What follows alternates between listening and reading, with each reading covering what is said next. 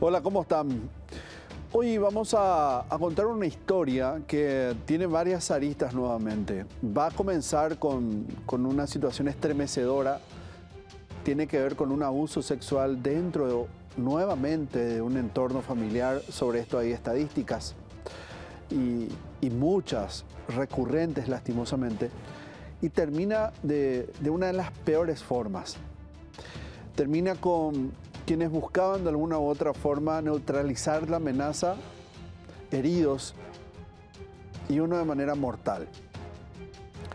Quizás desnudando una cuestión que tenga que ver con la falta de un entrenamiento, una estrategia en relación a cómo proceder en situaciones así donde existe una exponencial violencia, pero quizás no sea el momento de comenzar a analizar, a profundizar sobre eso. Sí debería ser materia de análisis, debería ser en materia de discusiones, debería estar siempre en el centro de atención en cada comisaría de nuestro país. La historia de hoy tiene que ver con un infierno real, un infierno que se desató dentro de una casa en pleno departamento central, en la ciudad de Villa Elisa. Acompáñeme a Atrincherado en el Infierno.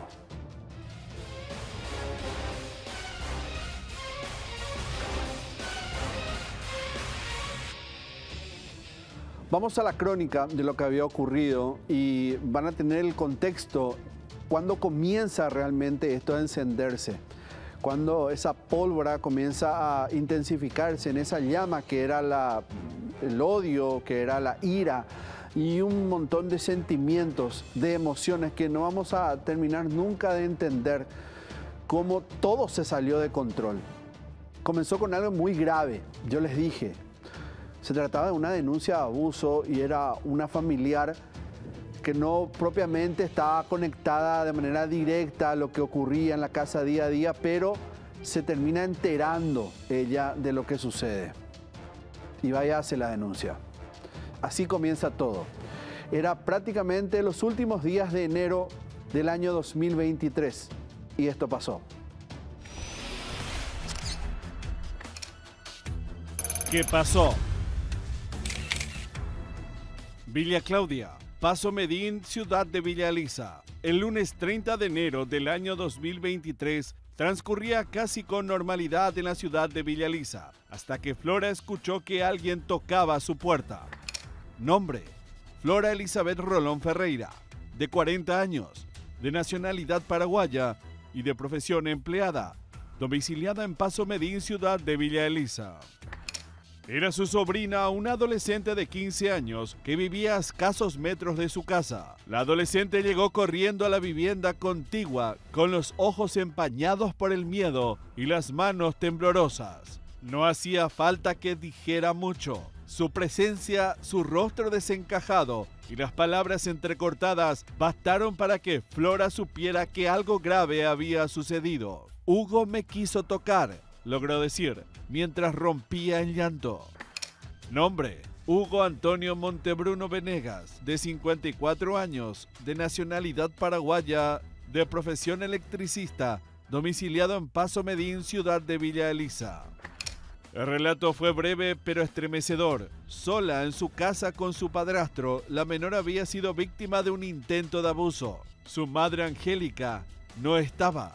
En la casa no había nadie más que ella y el hombre que debía protegerla no lo hizo. La señora tiene una hija de 14 años. A eso es lo que le quería escuchar así, que le puso el arma en la boca a la mañana. Pero eso yo no sé, pero así dijeron, ¿entendés? Y la chica se fue a pedir socorro a una señora de la iglesia, porque ella es de la iglesia. Entonces se fue a pedir ahí socorro. La coñaca de iglesia pegó y le trajo a su mamá. La señora está sentada en allá, la mamá. Flora no dudó. Sin vacilar, tomó la mano de su sobrina y la llevó a Ciudad Mujer, el centro de atención para víctimas, ubicado a pocos minutos del corazón de la ciudad de Villa Elisa.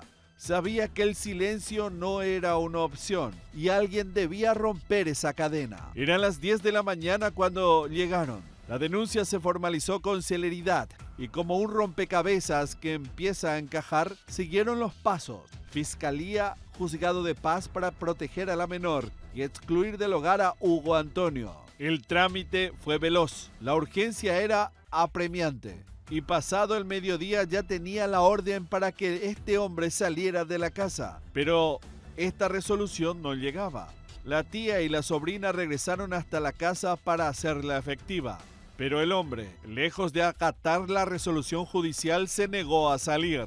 El ambiente se volvió tenso, espeso, cargado de una violencia que apenas se contenía tras las puertas. Fue entonces que llamaron a la comisaría 13 del departamento central. Eran las 16:30 horas, pero la orden judicial no llegaba. 2 horas más tarde, finalmente esa orden llegó y 2 agentes de la policía respondieron al llamado. El suboficial ayudante líder Jesús Fabián Ramírez Vera y el suboficial mayor Jorge Torales. Subieron a una patrullera y partieron sin imaginar que aquella intervención rutinaria en una calle tranquila de Paso Medín marcaría el fin de la vida de uno de ellos y otras 2 personas más.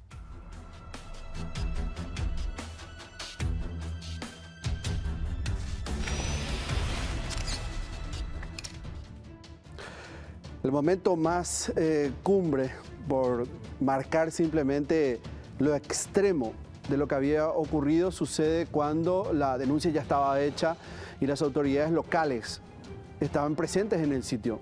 Ya estaba también la mamá de esa niña en esa situación. Se había disparado, digamos, las emociones. El momento estaba en su máxima situación. Porque acá es donde este hombre se siente acorralado. Siente que quizás todo se fue de las manos para él. Pero iba a tomar la peor de las decisiones.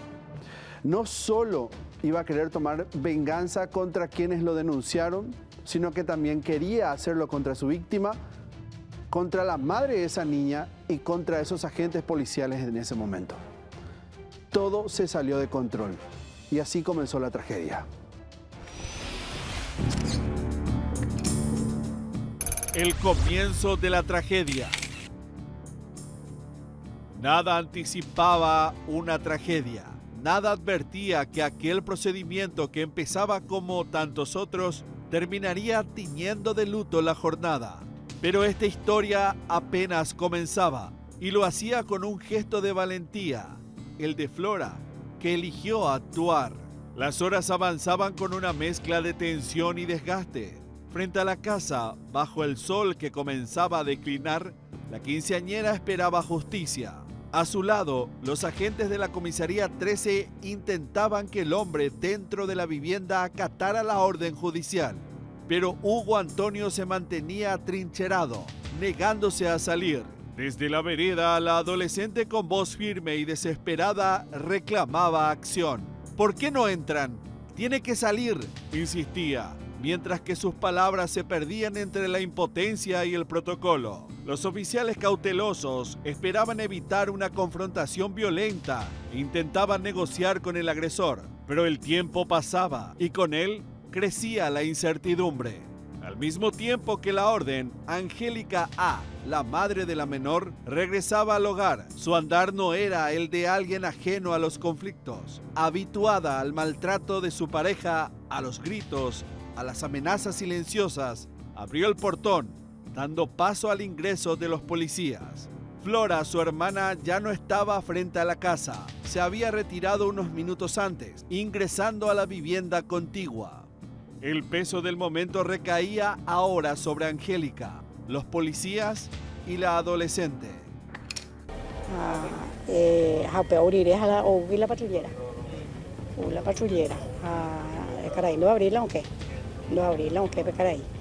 Estado siempre se que hay cuidado, pues como la boca pupo, ese sí él tiene los armas, pues. Él tiene los armas. Yo iba a salir en mi vehículo hasta que después ya empezaron a entrar los policías a forzar la puerta y ahí entramos todos corriendo, ¿verdad? Y después ya escuchamos ya los tiros y como 6 disparos por ahí hubo. Después salimos otra vez afuera a mirar y ya vinieron más refuerzos. ¿Era una persona conflictiva? ¿Este hombre ya había protagonizado? La verdad que no, nunca. O sea, que este señor era amigo de mi mamá, venía a mi casa y impresionante, nunca, era una persona muy tranquila. Fue en ese instante, una fracción de segundos, que quebró el silencio. Desde dentro, Montebruno Venegas empuñó una escopeta, apuntó y disparó. El proyectil impactó de lleno en la cabeza de uno de los agentes. Este cayó desplomado al suelo, herido de gravedad. Nombre: suboficial ayudante líder Jesús Fabián Ramírez Vera, de 22 años, de nacionalidad paraguaya, de profesión policía, domiciliado en la misma ciudad, Villa Elisa. Su cuerpo quedó tendido sobre el empedrado, mientras su compañero, el suboficial mayor Jorge Torales, también alcanzado por los disparos, lograba apartarse, tambaleante, herido pero consciente del horror que se desataba. Enloquecido, fuera de sí, Montebruno Venegas salió de la casa con escopeta en mano, dispuesto a matar a su siguiente víctima.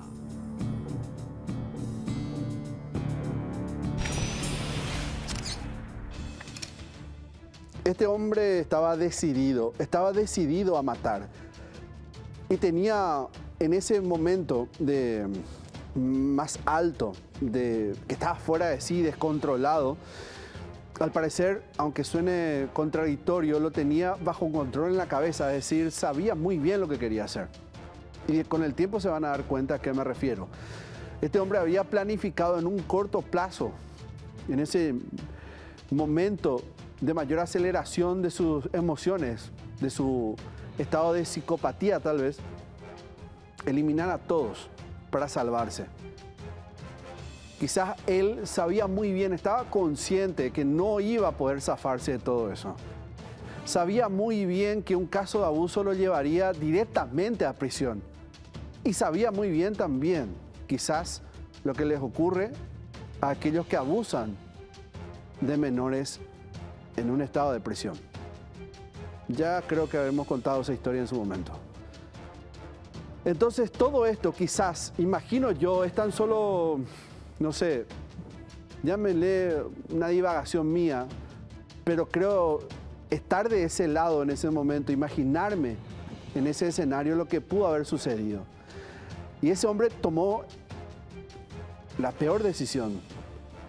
Él quería echar ceniza o hacer ceniza todo lo que estaba a su paso.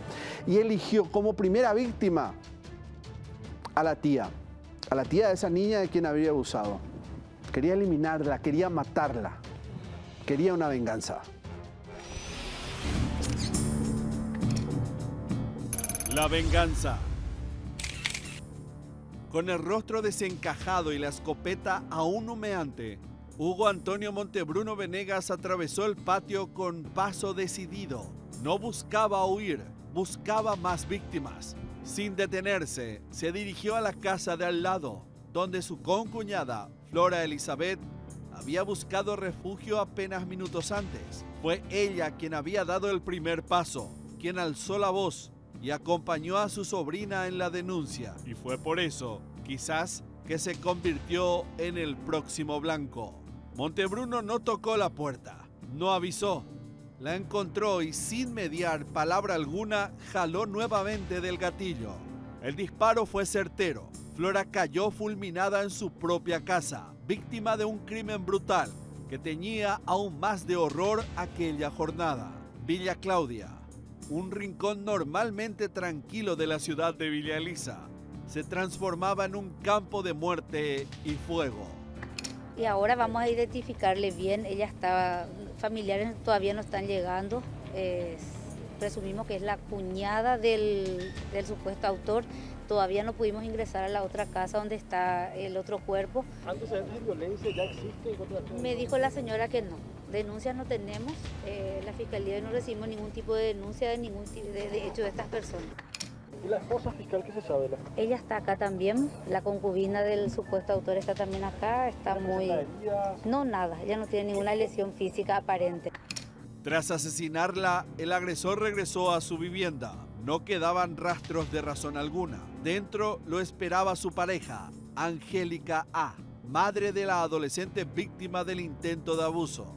Atrapada por el terror, vio cómo Hugo rociaba la casa con combustible. Las llamas comenzaban a devorar el interior, pero ella sobrevivió entre gritos, humo y desesperación. Logró escapar de la trampa ardiente.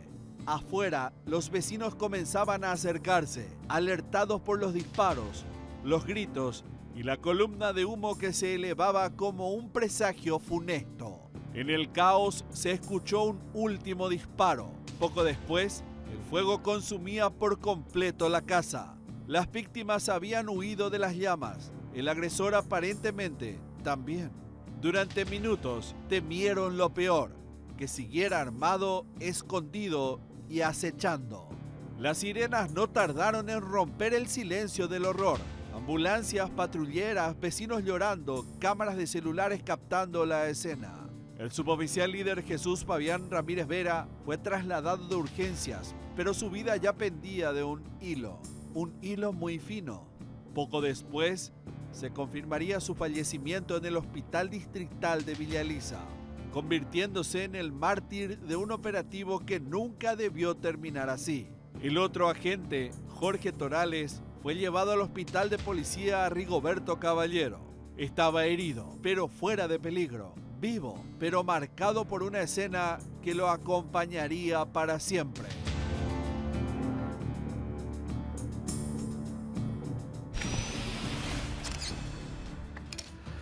Probablemente con este capítulo, lo que viene a continuación, se confirme eso que presumí anteriormente, que es la planificación. Si bien todo se da en un solo día, en un solo momento de ira, un momento desquiciado, por decirlo así, donde él salió en un frenesí de lo que era el control de la situación, cuando perdió ese control, comienza a gestarse ese plan terrible, ese plan maquiavélico, ese plan asesino. Cuando sucede esto, había sido en horas de la mañana y luego en horas de la tarde, él ya retorna sabiendo lo que habría ocurrido. Sabiendo que eso que ocultaba terriblemente de su pareja, se sabía y ya se lo estaba buscando.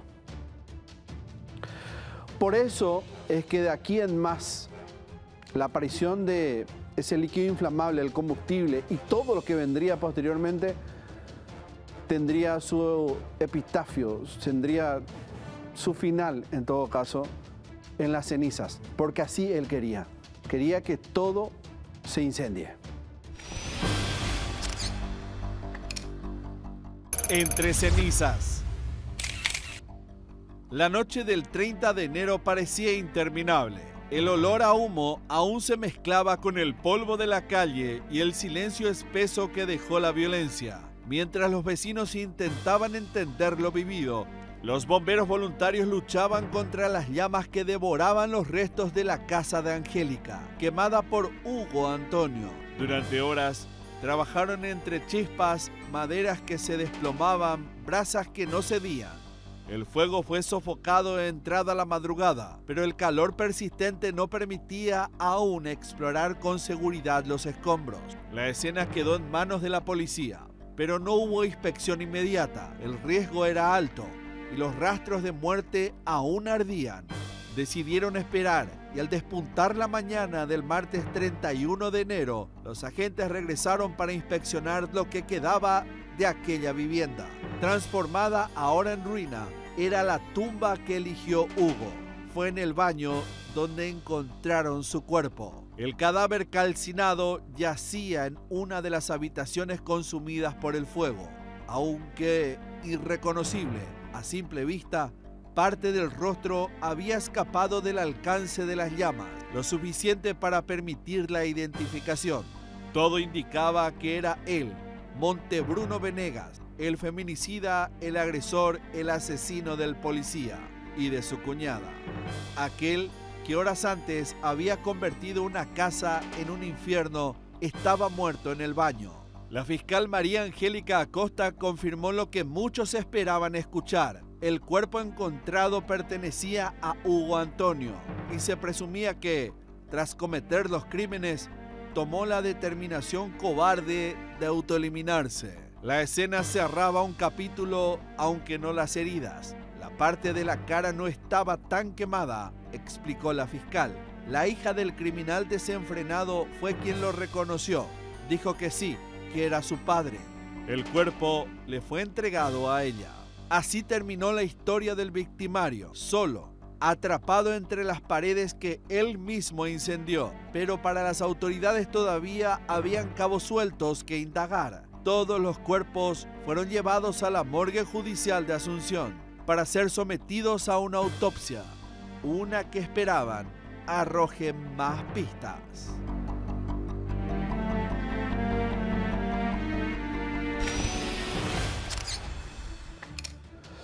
Vamos a hacer el primer corte en esta historia. Trincherado en el infierno, Hugo Montebruno, un hombre que quería que todo arda a su alrededor cuando se descubre su plan terrible: matar a toda su familia porque se descubrió que estaba abusando de su hijastra.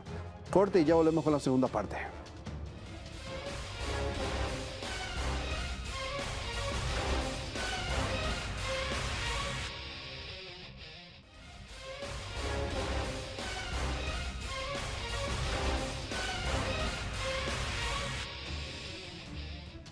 Retomamos la historia que hoy estamos contando, lo que nos lleva al año 2023, con Atrincherado en el infierno. Este hombre que en una situación metafórica hizo arder toda la casa con tal de borrar todos los rastros sobre ese crimen que había cometido. Delito le dicen en lo jurídico, pero es un crimen, abusar de una menor de edad, su hijastra, la hija, una de las hijas de su pareja en ese momento. Este hombre, Hugo Montebruno, un hombre ya de más de 50 años, se vio acorralado al tiempo en que la tía de esta niña había hecho la denuncia ante una comisaría jurisdiccional en la ciudad de Villa Elisa. Todo se hizo como corresponde, o sea, la tía hizo de una manera impecable el procedimiento de asistencia para su sobrina. Ciudad Mujer acudió a la policía, trató de cubrir todos los aspectos en una asistencia integral. Trató de darle todos los elementos y herramientas posibles a esa niña que estaba padeciendo eso terrible que le había ocurrido. Y se sabía probablemente que esa persona iba a ser peligrosa en cuanto a su reacción al momento de ser detenido. Y hubo una serie de situaciones que se dieron entre la denuncia, en la presentación de la denuncia y al momento en que la justicia, a través de la policía, llegaba a la casa donde habría ocurrido todo. ¿Qué había pasado en ese momento? ¿Qué es lo que habría desatado ese error, tal vez? La pregunta es si se había hecho en un menor tiempo, de manera más directa. ¿Hubiese cambiado la decisión de este hombre? Y eso es lo que no vamos a saber. Para poder entender qué efectos dejó, qué daños dejó esto hasta en lo colateral, vamos a explorar heridas que hablan primeramente en lo que es el resumen de lo que aportaron los científicos en aquel momento, los médicos forenses en ese tiempo, recolectando la información de los medios de prensa y también en lo que hace el Ministerio Público. Heridas que hablan, dice lo siguiente: la autopsia confirmó que los testigos lo que ya se presumía. Flora murió a causa de una herida de arma de fuego en el pecho, compatible con el impacto de un proyectil de escopeta. La fiscal María Angélica Acosta aclaró que el cuerpo no presentaba señales de heridas cortantes ni de defensa. Esto fue directo, lo que reafirma que el ataque fue brutal, además de directo, brutal y sorpresivo. El suboficial líder Jesús Fabián Ramírez Vera recibió el disparo que impactó en la cabeza, un disparo que impacta en la cabeza y que el proyectil quedó alojado en ese cráneo. Fue cuidadosamente extraído y remitido a criminalística. Esto para que se pueda hacer el examen balístico posteriormente y ver el origen de ese proyectil. Este joven uniformado no tuvo oportunidad de responder. Fue a distancia, fue sorpresivo. Hugo Antonio murió por un disparo de arma de fuego en el rostro. La autopsia reveló que no presentaba rastros de haber inhalado humo, estamos hablando ya del victimario, ni de hollín en los pulmones, tampoco en las vías aéreas. Se tomaron muestras para realizar el estudio de ADN para una mejor identificación. Esto quiere decir que la decisión cobarde de este hombre se antepone a lo que fue el incendio, lo que desató en esa casa para borrar todo tipo de evidencias, al menos intentar. Pero la situación ya estaba al menos en conocimiento de las autoridades en ese momento. El error de procedimiento que les había mencionado, esto pudo haber de alguna u otra manera cambiado el futuro de estas personas, de la gente de policía, de la tía, de otros. Hubiese dado realmente una reacción rápida a la policía, que fueron entre dos, para controlar la situación, y eso quizás ya no lo sabremos. Siguiente capítulo. Error de procedimiento.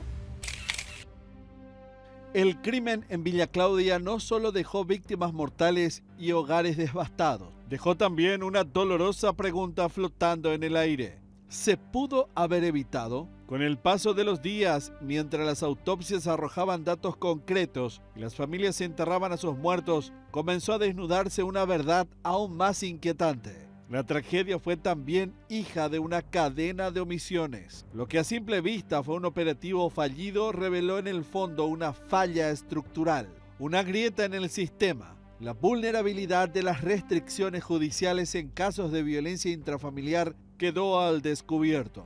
Las instituciones actuaron, sí, pero sin coordinación.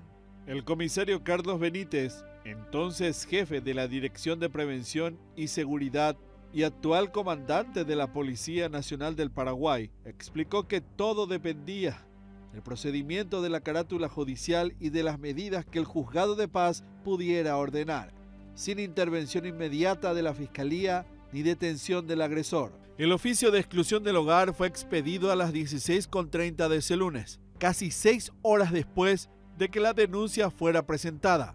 Eso indicaba las 10:45 de la mañana. Y aunque la urgencia del caso era evidente, el trámite siguió el curso habitual. Primero actuó la Comisaría 24 de San Antonio, que recibió el documento con una dirección equivocada. Recién a las 18:30 se notificó a la comisaría de Villa Elisa, donde realmente estaba ubicado el domicilio. A esa altura ya era demasiado tarde. Llegar no fue, digamos, una reacción ya inmediata, porque ellos intentaron entregar esa notificación que era, digamos, una exclusión y de carácter urgente. Intentaron hacer entrega de eso. De hecho, que al no recibir una respuesta positiva, porque reitero, era de carácter urgente entregar eso y la exclusión de esta persona, entonces ellos insistieron frente al domicilio. Pero una vez de que la esposa facilitó el ingreso del personal, abriendo el portón y abriendo un poco ya la puerta, ¿verdad?, para la entrega, para la notificación efectiva, es el momento, reitero, en que el personal policial recibe, junto también con la señora, el derrame de combustible. Y a renglón seguido también realiza los disparos de arma de fuego, en este caso escopeta, y que hiere gravemente a uno de nuestros personales y otro que, gracias a Dios, salió con una herida leve, ¿verdad?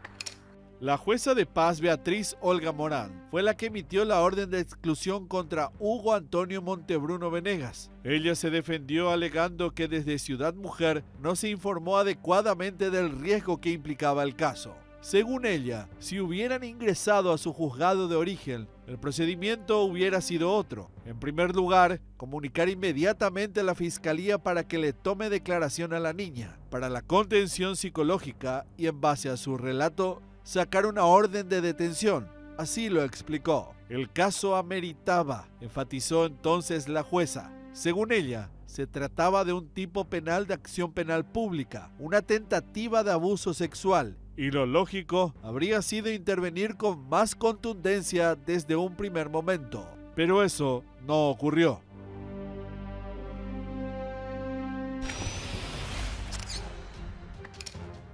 Después de esa noche infernal del 30 de enero, finalmente ese 31 se iba a poder ingresar a la casa. La situación estaba un poco más controlada para los que iban a intervenir en ese sitio. El Ministerio Público necesitaba, a través de agentes de criminalística, tomar esas evidencias para cerrar una carpeta investigativa en orden.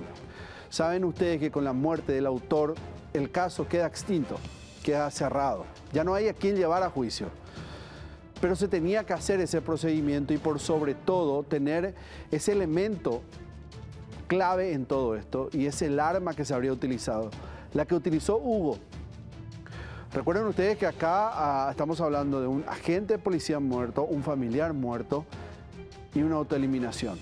Y necesitaban esa arma, y quizás eso estaba en la casa. ¿La iban a encontrar? Siguiente capítulo. El arma homicida. El martes 31 de enero, con el eco de la tragedia aún resonando en las calles de Villa Elisa, la escena del crimen volvió a abrirse. Esta vez, no reconstruir testimonios, sino para encontrar respuestas físicas. Y fue entre los restos calcinados de la vivienda donde la Policía Nacional halló finalmente la pieza que faltaba, el arma homicida. Los agentes de criminalística se adentraron nuevamente a la casa consumida por el fuego, aquella donde Hugo Antonio Montebruno Venegas había ejecutado su último acto de violencia antes de quitarse la vida. Lo que quedaba de aquel hogar era un esqueleto de ladrillos ennegrecidos y muebles deshechos. Sin embargo, entre los escombros algo resistió. La escopeta estaba semiquemada por las llamas, pero aún reconocible. Se encontraron cartuchos que no llegaron a ser utilizados. El hallazgo fue confirmado por el comisario Luis López. Era entonces jefe del Departamento de Homicidios de la Policía Nacional. Él se encargó de supervisar aquella diligencia. Sus caños deformados, su culata parcialmente destruida y los cartuchos que no llegaron a ser disparados eran ahora evidencia, huellas de una violencia desatada y de un sistema que no logró contenerla a tiempo.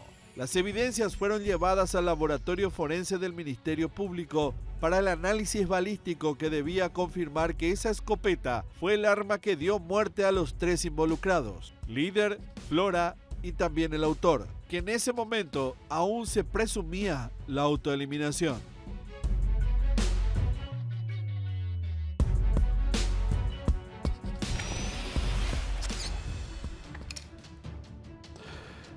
Él era un chico joven, un chico con aspiraciones y con vocación. Venía de tierra adentro, de uno de los tantos departamentos que tenemos en la región oriental. Se preparó, tenía esa aptitud para ser agente policial y quería hacer carrera evidentemente en Capital, donde siempre la atención es más alta en torno a esta profesión. Y así fue. Llegó al departamento central, le asignaron una comisaría y estaba comenzando a hacer sus primeros pasos dentro de la fuerza. Y lastimosamente retornó a su tierra, pero retornó en un cajón. Líder, un joven agente policial que fue el efecto colateral de esta terrible decisión que tomó este hombre al no solo intentar acabar con todo lo que le había puesto contra la pared, sino también dar muerte a un agente del orden. ¿Quién era aquel agente? El eco de los disparos que estremecieron a Villa Elisa llegó hasta el sur del país, hasta el tranquilo distrito de Santa María, en el departamento de Misiones. Allí nació Líder Jesús Fabián Ramírez Vera. Allí creció, soñó, vistió con orgullo su primer uniforme de gala y finalmente descansó para siempre.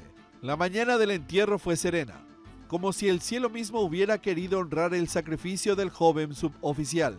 Tenía apenas 22 años y era parte de la 48ª promoción de suboficiales egresados del Colegio de Policía Sargento Ayudante José Merlos Arabia. Apenas empezaba a escribir su historia en la institución, cuando la tragedia lo encontró cumpliendo su deber. Su muerte conmovió profundamente a la Policía Nacional, que no emitió un comunicado teñido de dolor y solemnidad. Perdió la vida durante un procedimiento cumpliendo así el sagrado lema de dar la vida si necesario fuere.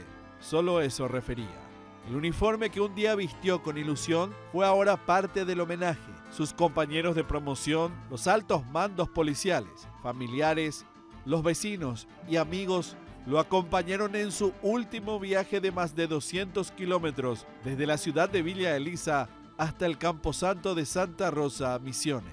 Las banderas a media asta, sirenas que se encendieron una última vez y una formación rígida de camaradas que alzaban la frente mientras bajaban la mirada del alma. Así terminó su historia, no como víctima, sino como héroe.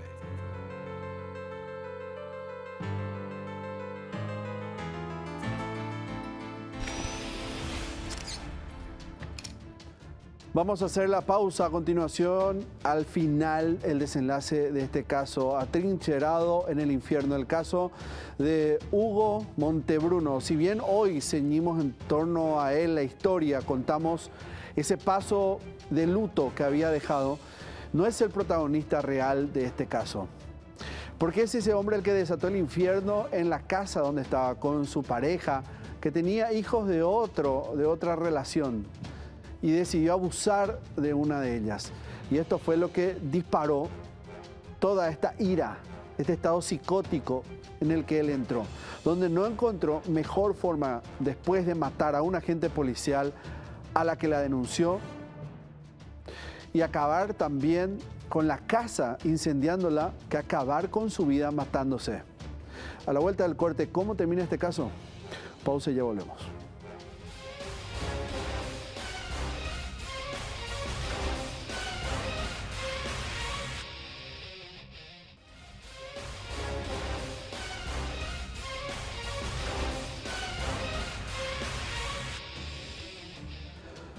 Una niña de solo 15 años fue abusada por su padrastro, y esto habría ocurrido el año 2023, ciudad de Villa Elisa, en una casa normal.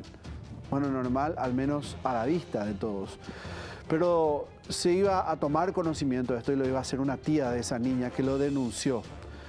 Lo denunció a Hugo Montebruno, el autor de lo que sería un verdadero infierno en esa casa. Se atrincheró él antes de incendiarla. Y cuando finalmente vinieron los agentes policiales para sacarlo de esa casa, que ya no tenga acceso a la víctima hasta que se esclarezca el caso, él decide confirmar lo que había sucedido, matando a un agente de policía, matando a la tía de esa niña, quemando la casa, pero antes se mató. Su decisión cobarde llegó a, lastimosamente, en el orden jurídico, extinguir la causa, cerrar. Pero habían detalles, aunque, como ya les comenté, agregar a esa carpeta fiscal. La fiscal Acosta, la fiscal distrital de la ciudad, necesitaba los resultados de balística que iba a finalmente resolver si el arma encontrada en esa casa era la misma que se utilizó para acabar con el policía, la tía, y acabar él con su vida. Último capítulo. Extinta. El 29 de enero del año 2023, la valentía de una tía, la desesperación de una adolescente y el deber de dos agentes se cruzaron con la furia de un hombre que eligió el camino más violento. Pero la historia de sangre y fuego ocurrida en la ciudad de Villa Elisa tuvo su final al confirmarse que todas las balas habían salido de un solo tubocañón, el de la escopeta de Hugo Antonio. A pesar de todo lo actuado, la fiscal del caso reveló una grieta fundamental, que no había denuncia escrita sobre el abuso en su unidad, tampoco de violencia anterior cometida por el criminal contra su pareja. Al morir el autor del hecho, la causa se extingue, así expresa la ley. De igual manera, el Ministerio Público ofreció la contención necesaria por la situación que vivieron la adolescente y su madre. Así se cerró formalmente aquella investigación, pero no el dolor ni las dudas de que si el sistema no llegaba tarde, tal vez la historia podía haber tenido otro final.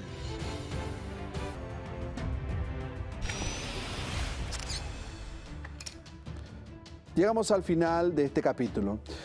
Y yo sé que para muchos que hacen denuncias, que están en situaciones similares, en situación de violencia familiar, en situaciones de abuso sexual, y como dicen lastimosamente las estadísticas, siempre el victimario, al menos en un altísimo porcentaje, es alguien del entorno familiar de la víctima. Sé que para ustedes esto puede llegar a desalentar, puede darles miedo, lo que había ocurrido en esta ciudad de Villa Elisa. En carne propia, en algún momento, no quiero autorreferenciarme, me tocó vivir lo mismo. Pero ¿saben qué? Nada de esto me lleva a pensar lo contrario a lo que siempre sostengo a través de los espacios donde estoy contando historias, escribiendo sobre casos. Nada de esto tiene que llegar a desalentar a hacer la denuncia. No importa si es alguien que no está viviendo con ustedes, si se enteran de situaciones de este tipo, si saben de alguna persona que está siendo víctima de abuso, sin importar quién sea, sin importar que el victimario sea alguien que estime mucho, tienen que denunciar. No se desalienten, acudan a las autoridades, protejan a esa persona, sáquenla de ese entorno vicioso, porque necesitan de nosotros. Acuérdense que también son víctimas psicológicas y se sienten culpables de lo que está ocurriendo, al menos en ese momento. Nos reencontramos la próxima semana y no se olviden de ser siempre fieles a nuestros programas que están dentro del canal de Unicanal en YouTube. Les esperamos ahí nuevamente para revivir casos como este. Hasta luego.